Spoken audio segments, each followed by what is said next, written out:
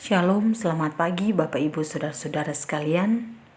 Mari kita mempersiapkan diri kita, membaca firman Tuhan, dan merenungkan firman Tuhan sesuai bacaan harian Gereja Toraja pada hari kini, Kamis 2 November 2023, dari Yosua pasal 4, ayat 14 sampai ayat 24. Sebelum membaca firman Tuhan dan merenungkan firman Tuhan, mari kita berdoa. Kami mengucap syukur kepadamu Tuhan untuk kasih karunia-Mu yang senantiasa dinyatakan dalam seluruh kehidupan kami. Pada saat ini Tuhan, kami akan membaca firman-Mu, kami akan merenungkan firman-Mu. Kiranya Roh Kudus menerangi hati dan pikiran kami, sehingga kami boleh membaca firman-Mu dengan baik dan benar, dan melakukan dalam seluruh kehidupan kami. Ampunilah segala dosa kami Tuhan. Berdoa kepadamu hanya di dalam nama Yesus Kristus, Tuhan dan Juru Selamat kehidupan kami. Amin. Firman Tuhan dari Yosua pasal 4, ayat 14 sampai ayat 24 berbunyi demikian. Pada waktu itulah Tuhan membesarkan nama Yosua di mata seluruh orang Israel, sehingga mereka takut kepadanya, seperti mereka takut kepada Musa seumur hidupnya. Berfirmanlah Tuhan kepada Yosua demikian, perintahkanlah para imam, pengangkat tabut hukum Allah itu, supaya naik dari sungai Yordan.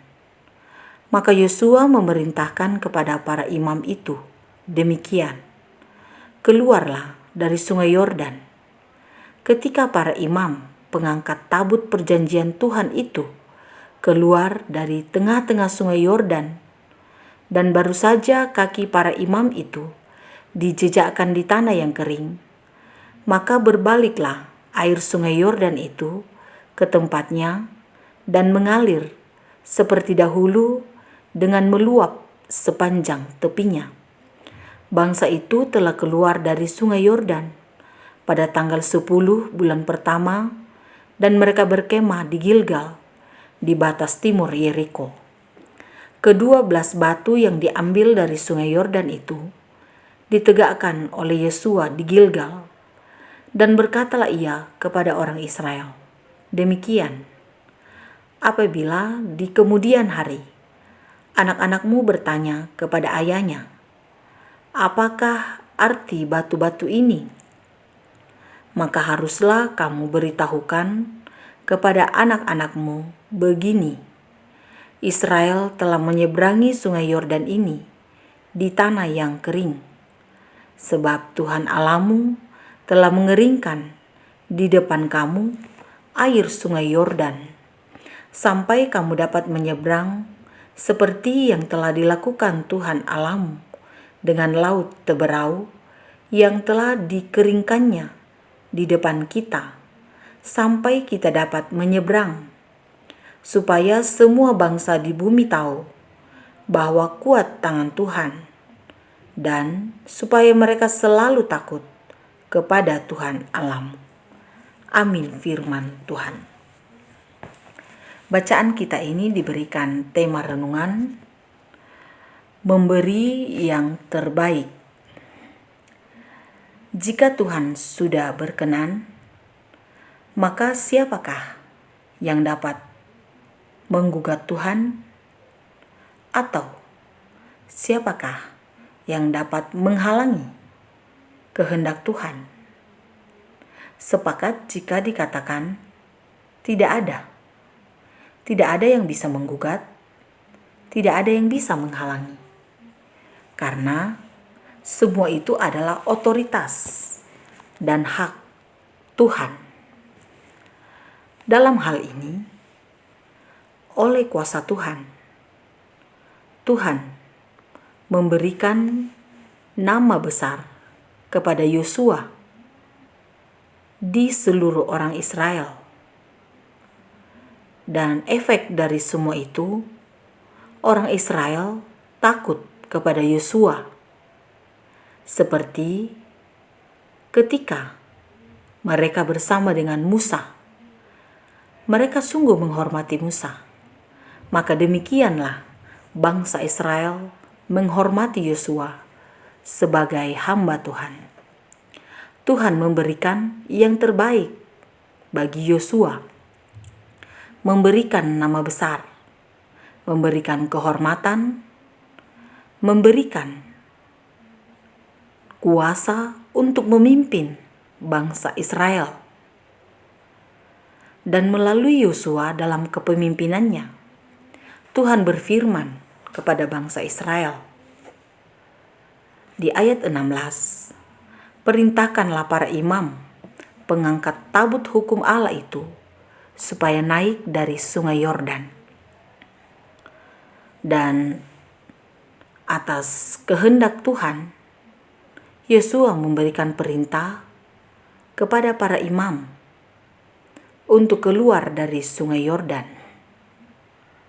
Maka para imam pengangkat tabut perjanjian Tuhan keluar dari sungai Yordan, dan ketika para imam itu menginjakkan kakinya di tanah yang kering, maka air sungai Yordan yang sudah kering tadi itu dapat mengalir seperti dahulu dan meluap sepanjang tepinya. Jika semua ini dapat terjadi, maka itu adalah kehendak Tuhan, kuasa Tuhan, seperti yang dilakukan oleh Tuhan Allah dengan laut Teberau yang dikeringkannya di depan orang Israel ketika orang Israel dikejar oleh Firaun dan tentara Mesir. Tuhan memberikan yang terbaik kali ini bagi orang Israel secara keseluruhan. Oleh kuasa Tuhan, sungai Yordan dapat diseberangi. Pemeliharaan Tuhan atas kehidupan orang Israel tidak diragukan lagi. Dengan pasti dapat kita katakan, Tuhan sungguh memberikan yang terbaik kepada orang Israel.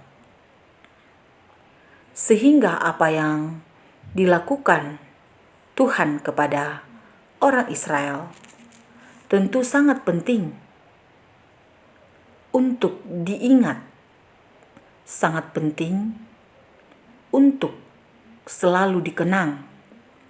Maka oleh Yosua, ke-12 batu yang diambil dari sungai Yordan dibuat sebagai batu peringatan di Gilgal, agar bangsa Israel selalu mengenang dan mengingat pertolongan Tuhan. Tuhan memberikan yang terbaik kepada bangsa Israel. Maka tidaklah salah jika bangsa Israel juga memberikan yang terbaik kepada Tuhan dengan mendirikan dan membuat batu peringatan, supaya keturunan atau anak-anak orang Israel melihat batu tersebut dan menjadi tanda peringatan bagaimana kasih Tuhan, bagaimana pertolongan Tuhan telah mengeringkan di depan orang Israel air sungai Yordan, sehingga orang Israel dapat menyeberang. Semua itu dilakukan oleh Tuhan karena anugerahnya, karena pemeliharaannya. Ayat 24 mengatakan, kuat tangan Tuhan, dan supaya orang Israel takut kepada Tuhan. Memberikan yang terbaik. Tuhan memberi yang terbaik kepada Yosua. Tuhan memberi yang terbaik kepada orang Israel. Dan orang Israel pun selayaknya memberikan yang terbaik kepada Tuhan. Maka kepada saya dan kita semua, apakah yang terbaik yang kita berikan kepada Tuhan? Yang sudah kita berikan, yang akan kita berikan, dan yang kita rencanakan untuk berikan kepada Tuhan. Tak dapat dipungkiri, jika Alkitab mengatakan pemberian yang terbaik dari Tuhan tentu nyata di dalam Yesus Kristus. Tuhan telah memberi yang terbaik. Maka, kepada saya dan kita semua, apakah yang terbaik dari kehidupan kita yang bisa kita berikan kepada Tuhan? Apakah itu waktu, tenaga, pengetahuan, jabatan, posisi, atau apapun itu? Kembali pada pribadi lepas pribadi diri kita, Bapak Ibu Saudara-saudara, untuk memberi yang terbaik kepada Tuhan. Karena ini menyangkut iman kita secara pribadi kepada Tuhan.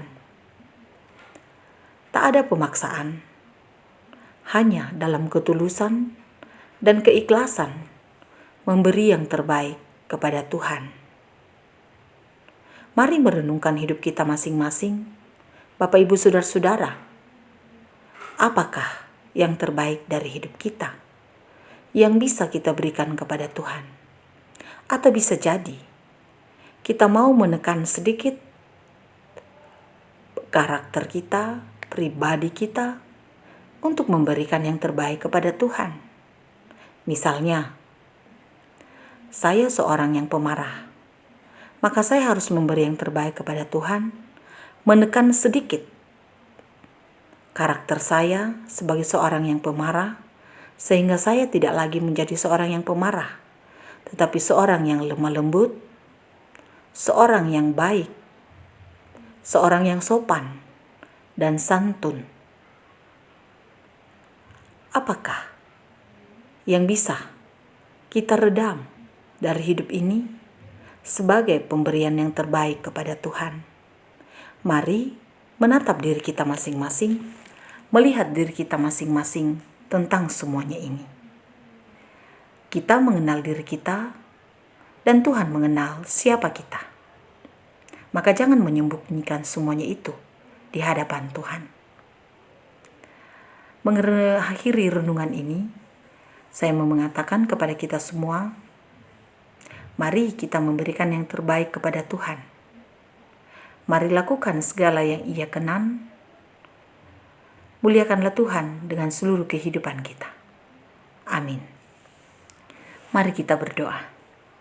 Kasih-Mu nyata dalam seluruh kehidupan kami Tuhan, dan kami sungguh percaya Engkau memberikan yang terbaik bagi kami.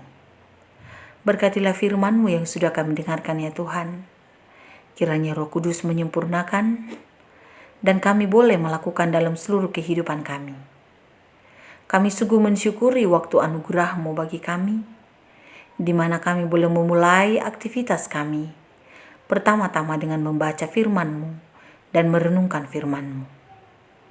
Firman-Mu Tuhan akan menjadi pedoman bagi kami, terang bagi kami, untuk melangkah tahap demi tahap dalam seluruh kehidupan kami, sehingga kami belajar untuk berkomitmen di hadapan-Mu atas seluruh hidup karunia Tuhan. Kami berdoa kepada-Mu Tuhan untuk kehidupan kami pribadi lepas pribadi, dalam rumah tangga, dalam keluarga, di tempat kerja, dalam persekutuan, atau dimanapun kami berada. Topang dan sertai kami Tuhan, kasih karunia-Mu menaungi kami, dan ajari kami untuk belajar bersandar hanya pada Tuhan saja. Kami berdoa kepada-Mu Tuhan, mendoakan umat-Mu dalam segala gumul dan juang masing-masing. Mampukan dan kuatkan ya Tuhan, sehingga semuanya itu boleh dinikmati dan dialami dalam pengakuan percaya bahwa Tuhan memelihara dan Tuhan menyertai. Kami berdoa bagi situasi dunia pada saat ini, berdoa untuk situasi bangsa dan negara kami, berdoa untuk situasi daerah kami di tempat ini. Tuhan memelihara, damai sejahtera-Mu menaungi. Demikian berdoa untuk para pemimpin kami, untuk pemerintah kami. Kiranya hikmat dan kemampuan Tuhan anugerahkan boleh terus memimpin kami ke jalan yang Engkau kehendaki. Ampunilah segala dosa kami Tuhan. Berdoa kepadamu hanya di dalam nama Yesus Kristus, Tuhan dan Juru Selamat kehidupan kami. Amin. Selamat beraktivitas Bapak Ibu Saudara-saudara sekalian. Tuhan Yesus memberkati kita.